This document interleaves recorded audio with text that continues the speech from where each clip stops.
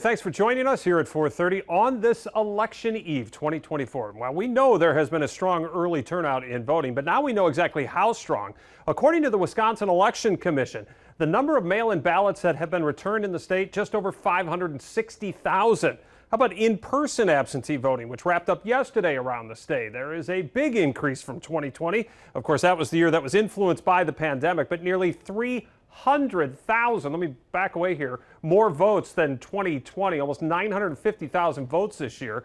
So about 1.51 million ballots have already been filled out in the state. And we begin tonight with a look at the Senate race on these ballots, especially in light of this new poll out today from Emerson College on the Hill. It shows incumbent Tammy Baldwin with a 6-point lead on Republican challenger Eric Hovde.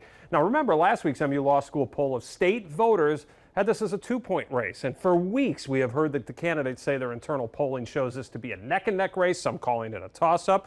And both candidates, including Northeast Wisconsin now in their sprint to the finish today, they were in the state making their final pushes for undecided voters today. Eric Hovde continuing his Time for a Change bus tour. He stopped in Grand Chute with Senator Ron Johnson and members of the state assembly. He plans to make 7 speeches today total. He's going to wrap it up down in Racine.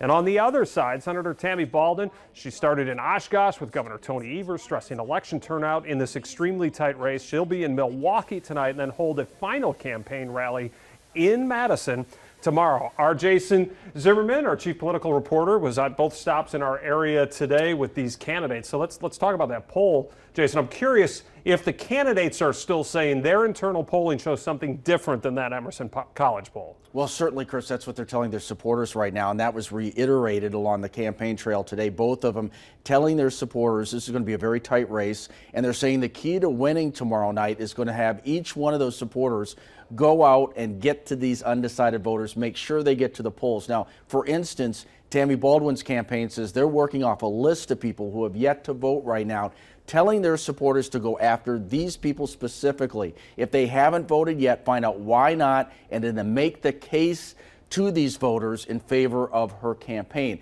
And I can tell you the Hovde people are doing the same thing right now.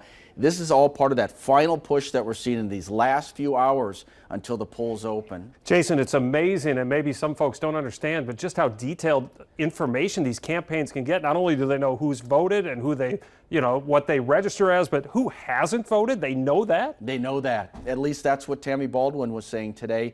She was saying to each one of these supporters that it goes down to these individual precincts. Each person in these precincts, if they can get 1 to 3 extra voters and you multiply that across the entire state, that can be the difference in this election.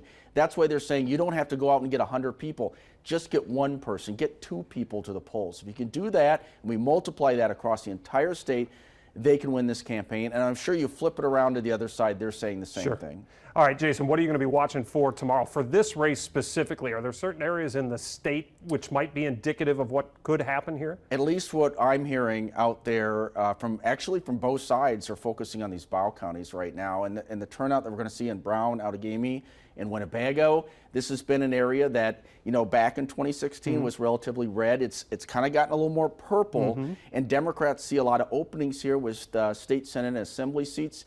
They're hoping that if they can get the turnout, get the people interested in voting for these races that were not competitive in the past, that's going to help their entire ballot all the way to the top. Yeah. That can make a difference with the presidential race, also the Senate race. These are all things to watch out for tomorrow. And then again, for the Republicans, they're going to need strong turnout down in the wild counties around the Milwaukee suburbs. If that does not happen, it could be bad news for both Donald Trump and Eric Hovde. Interesting point, that bottom-up philosophy that the new legislative maps have brought into play this year. Jason, looking forward to breaking stuff down with you tomorrow night as well. All right, let's take a